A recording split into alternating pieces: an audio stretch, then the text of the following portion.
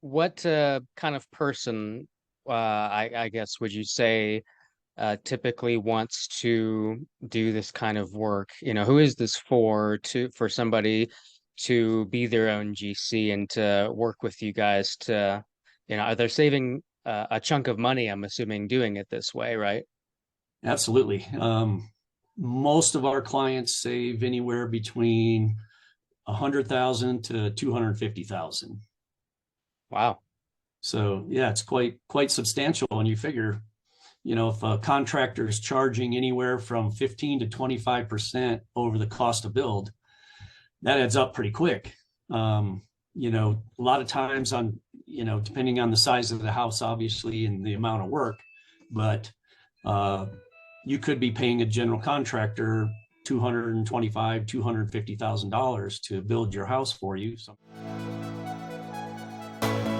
Hey everybody, it's Kevin James Bond with Remax Real Estate Group here in Colorado Springs. I'm here with Dale Quye of HomeWrights. How are you, Dale? I'm good, thanks. How are you, Kevin? I'm doing well. Well, Good. I brought you on to ask you about your company, HomeWrights, what you guys have built, what you work on, and asking about land and what people need what kind of land people need to build property on. So, yeah, tell us a little bit about yourself and about HomeWrights. So with HomeWrights, I've been with them about 8 years now. And before that, I've been, in construction for a little over 40 years now, because I started when I was in high school, basically, and have stayed with it. So got my GC license in '89. That was in a different state. Currently in the process of getting my GC license here. But working with HomeWrights has been really awesome because we're a custom home builder. But what's unique is that we also help homeowners be their own builder. A lot of people just want to build their own home. You grow up always kind of wanting to do that. And Right. we like to give them the tools to be able to do that and give them the confidence, because a lot of people they don't know where to start with it sometimes, or some people do know where to start and they have, some or enough of experience to make it work, but sometimes they hit roadblocks and things like that we might be able to help out with. Yeah, absolutely. So it's kind of like you're uh, the homeowner or the person building the house is their own GC as they're taking care of or making sure that all the contractors are doing what they need to do, or Right. So we give them the tools we have contracts written up for every subcontractor. We got a template that can be used for each and every one of them, and we review it with them. We make sure, we set schedules for them so that they have all the tools they need. Really, we always say that you don't need that first time experience all you need to do is know how to use a checkbook, a phone, and a calendar, basically, and you can make it work. yeah. So, All right, cool. yeah. So how much what kind of person I guess would you say typically wants to do this kind of work? Who is this for somebody to be their own GC and to work with you guys are they saving a chunk of money, I'm assuming, doing it this way, right? Absolutely. Most of our clients save anywhere between 100,000 to 250,000. Wow. So yeah, it's quite substantial. And you figure, if a contractor is charging anywhere from 15 to 25% over the cost of build, that adds up pretty quick.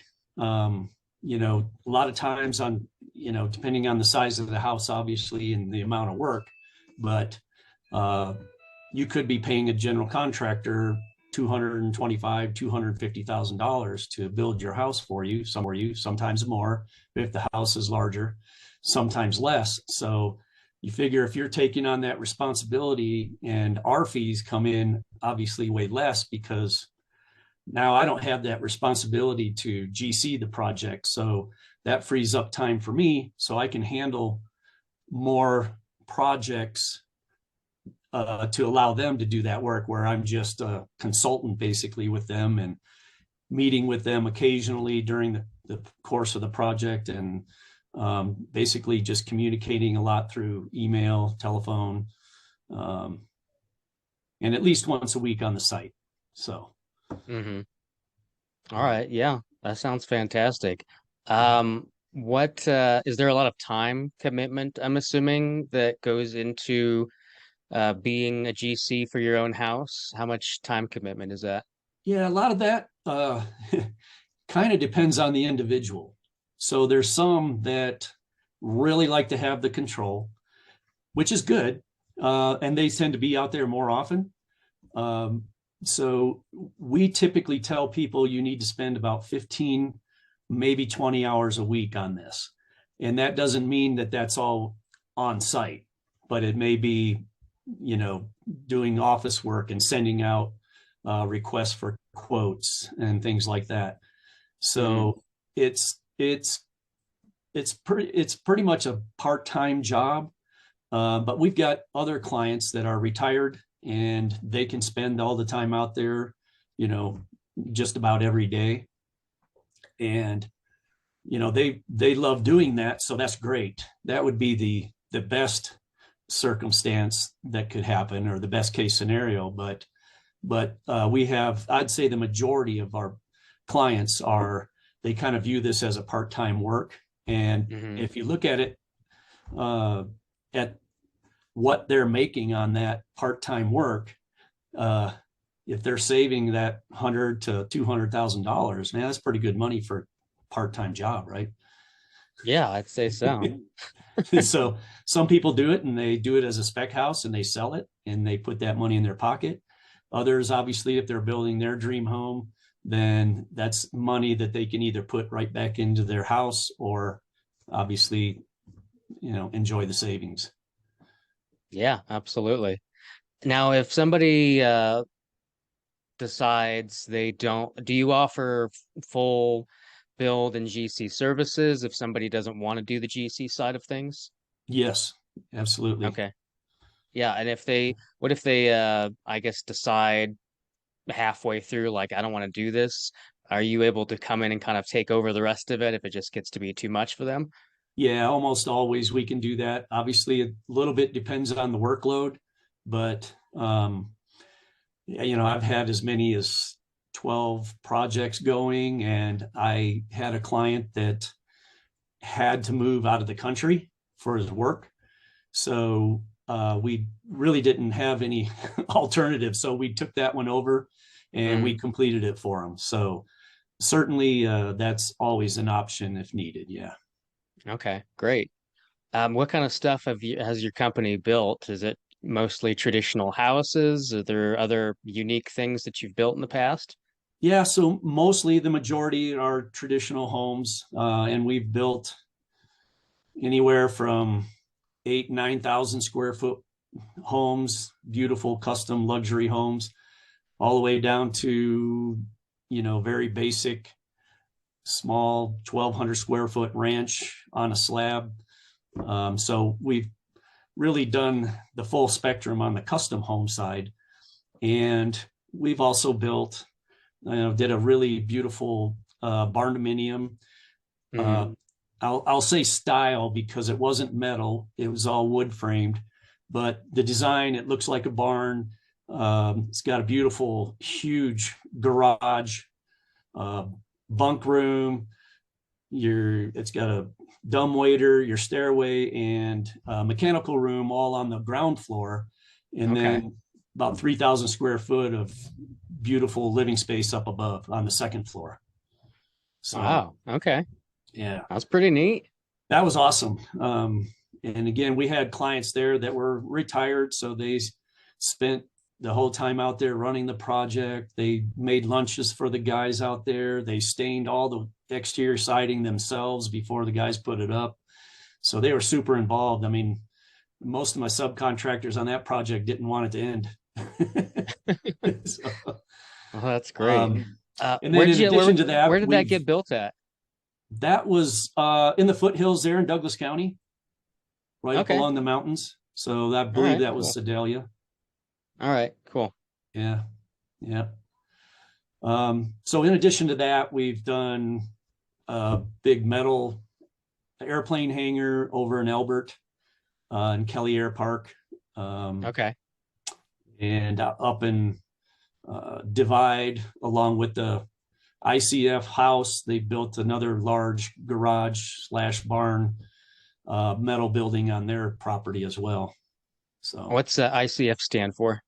uh, insulated concrete forms. So Okay. it's like a cinder block, but it's the heavy hard foam. So it goes together with that, similar to a cinder block house, to where you're running your rebar and steel all throughout, and then you pour concrete in the cells. So you get a really solid uh, concrete wall that's all insulated as well. So Okay. That's ringing a bell. I think I actually have somebody that is looking to build a house with an ICF foundation. So I'll look and yeah. I'll see if I can find your info and send it to you later. Okay. So it sounds like you built it all. Yeah, I've been around it long enough where I've really seen everything, as well as tons of additions and remodels and everything that comes with that as well. So yeah. Okay. Have you worked on ADUs? Yes. Yep. We do a lot of them up in Denver. And now Okay, that yeah. I they passed that we can do it down here in the Springs, I'm getting more interest in it down here as well. Okay. Yeah, I've heard Arvada is a good place to have ADUs. Yeah. Yeah. Are there other places in Denver where is it just all over Denver as long as you have a big enough lot, I suppose, to build? Exactly. Right. Yeah. Yeah. It's mostly like in the city area where you've got access through alleyway and things like that, where you can put a little driveway back there, put a garage with the living space above. Uh, Hmm. yeah. Okay. What I'm unfamiliar with the new or the Airbnb new law that's passed in Colorado Springs. What's happened and what are people allowed to do down here now?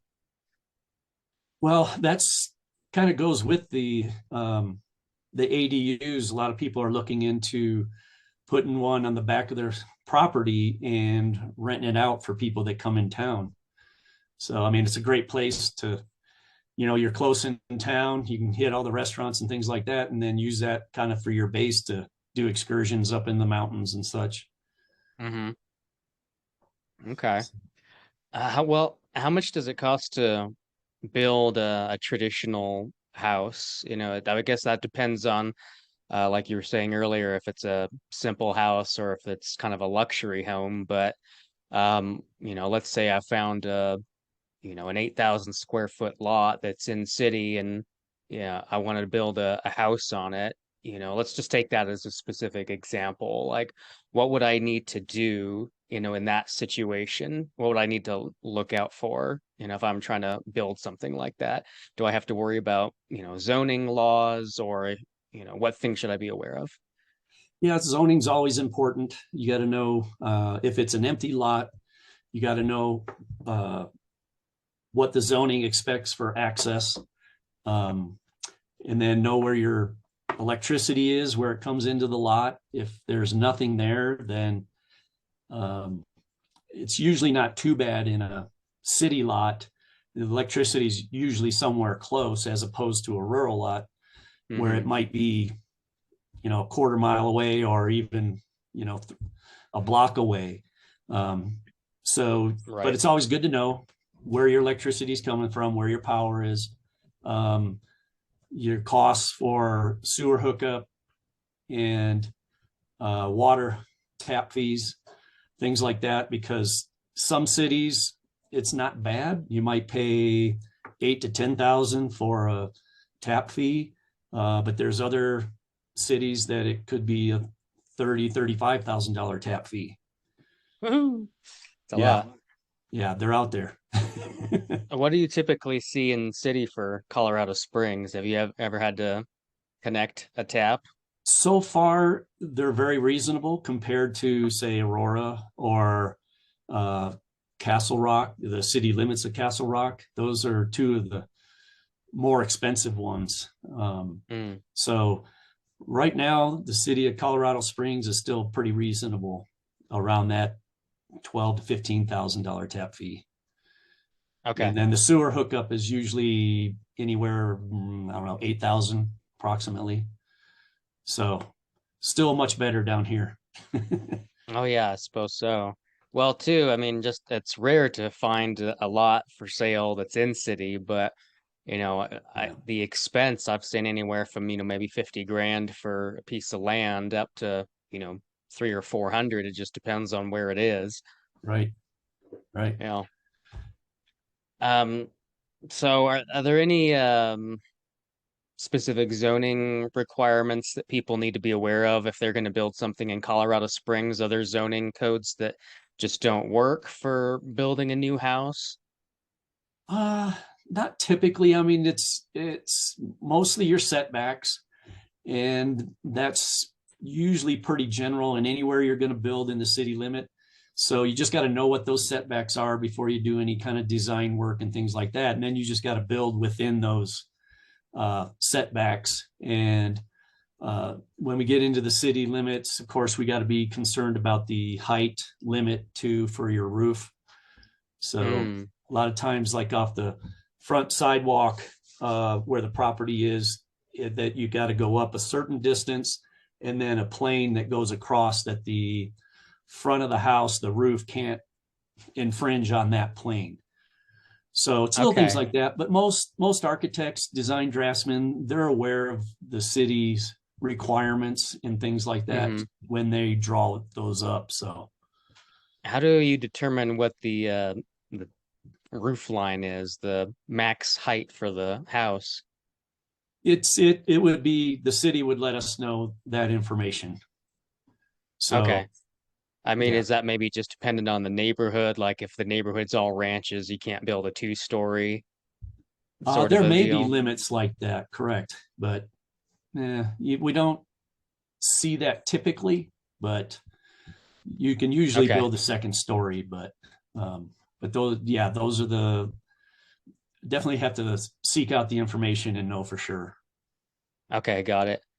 Well, how long does it take to build usually? Well, typically I say 8 to 12 months. So most houses, that's the time frame we can get it done. If everything goes well and all subcontractors fall into place and things like that, then 8 months is usually reasonable. Hmm. But um, in the market that we're in right now, it usually is more realistic 10 to 12 months, just because Okay, it just takes a little longer to get things done. right. That makes sense. Yeah. What kind of cost are you seeing for materials now? I mean, last I'd heard cost of lumber had shot through the roof, and then, I don't know if it's come back down. I'm assuming construction costs are still high relatively. Yeah. So lumber's almost down to where it was pre-pandemic. So Okay. it's done really well for us lately. Oh, Um, good. Concrete, steel is a different story. So that's still on the high side, and who knows if we'll ever see that come down. But labor's still pretty much on the high side, and again, just no telling. Uh, the only way that's really going to come down is if things slow down enough to where people are looking for work, and then they start coming down on their price a little bit to, in order to get jobs and stay busy. So That makes sense. yeah. Okay. I wanted to ask you about barndominiums. You had mentioned that you'd built a barndominium style house. It wasn't made out of metal. So is a barndominium, what is that? Are they made out of metal, and how does that work? So I would say most of the time when somebody thinks about a barndominium, it's metal. So you can have, excuse me, a metal post and beams, and then metal cladding on the outside, which I would say is more traditional barndominium, what most people Hmm. think of. But it Okay. doesn't always have to be that way. You can have a timber frame with post and beams all out of wood and use metal cladding on the exterior. So you're basically getting the same thing, but you're just using wood on the inside, and you can, you know, have exposed beams and things like that, which is beautiful. Hmm. And you can also frame it traditionally with 2x studs and everything on the exterior and clad it with metal, and you could still get the same design and features, but it's just a little different material. So really a barndominium can be any one of those three things.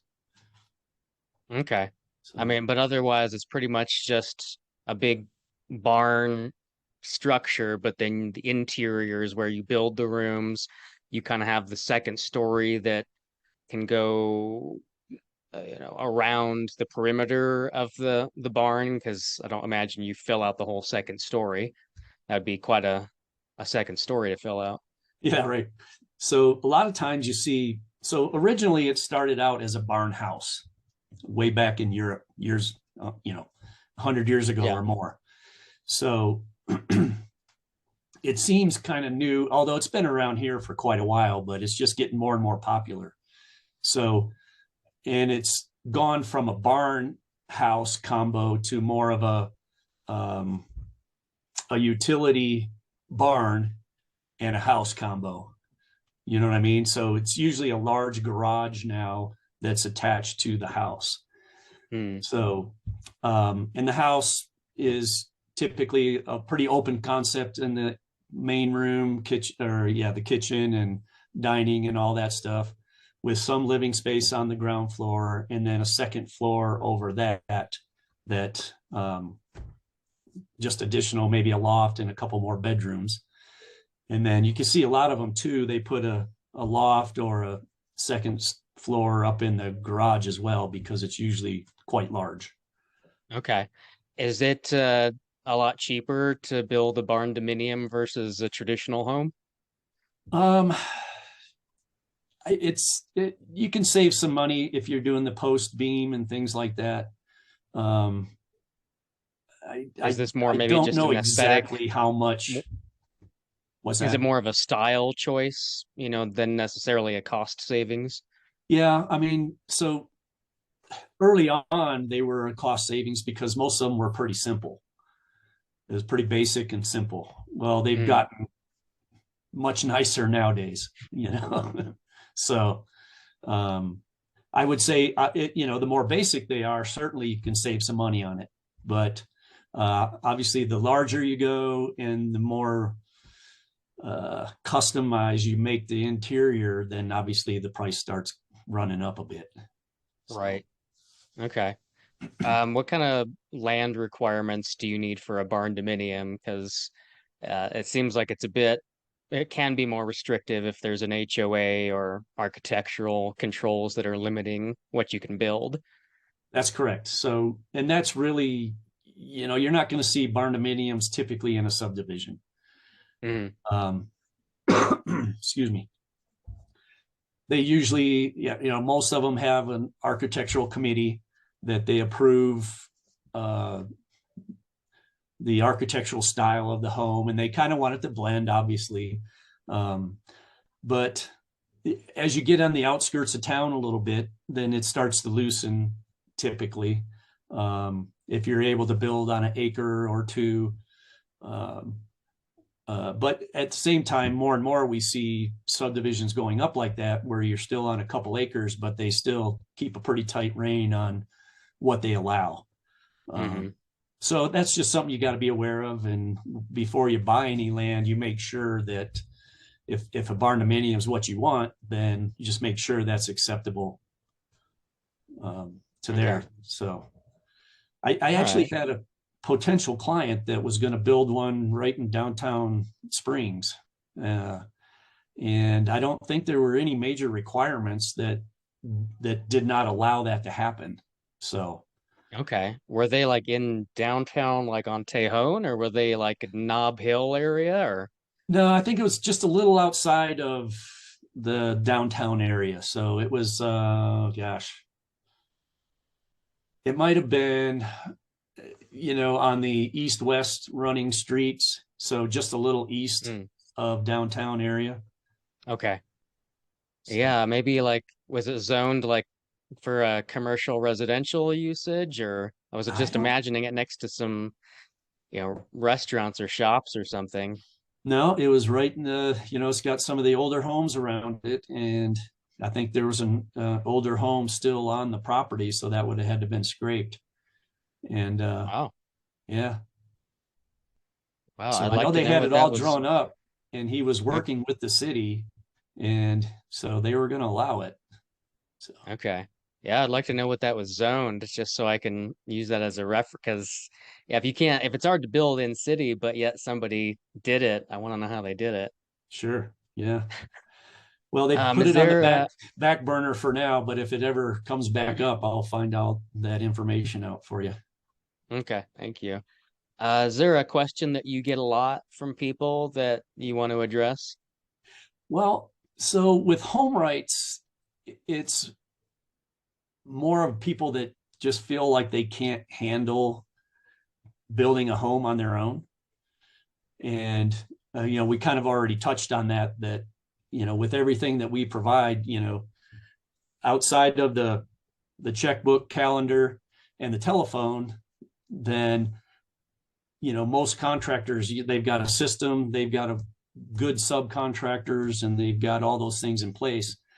And that's exactly what we bring to the table. So we take care of the areas that people aren't uh, experienced in the building. So that's one of the biggest things that I get, when they come to us is, I don't know if I could really handle that. So Hmm. um, and basically what we tell them, anybody can do it if you want to. So Yeah, I think anybody can. I think it's very empowering. yeah. I think the only other thing I wanted to ask you then was, do you have any fun building stories or maybe a horror story or a saved by home rights story that you want to share? Well, let's see, a favorite one. Let's see. I mean, in this business, there something always comes up. Right. So, that's really, I think, the best quality in any general contractor is just being a problem solver. And when something pops up, knowing exactly, okay, this is the situation and here's our options of what we can do about it, type of thing. Hmm. Um, Outside of that, we've had some people come to us that were in a bad spot, and nothing specific comes to mind, but it's always nice when you can come in and really help solve and help keep them moving and accomplish what they're out to get done. So Yeah, absolutely. yeah. Um, how long does a barndominium take to build? Is that quicker than a house, or is the build time about the same? uh it's similar. It might go up a little quicker depending on the style. So but if it's a all steel, it might go up a little quicker. Okay, got it. There anything else anybody should know about building a barn dominium versus building a traditional house? Um, the main thing is just making sure if you, in any area you build that it's acceptable. If you're in a subdivision, you got to make sure what their architectural requirements are. Same within any city limits. Outside of that, there's really nothing um, too extraordinarily different to be aware of. It's just a different style of home, basically. Um, and I know before I mentioned how big the utility area or the garage is, but there's some Hmm. that just have a two-car garage as well. So, I mean, you can Okay. really customize a barn dominium nowadays into whatever you want. Yeah. To where it just really comes down to it's the exterior cladding that's different. in the design, of course, you can, the style. So, That's true. That makes sense.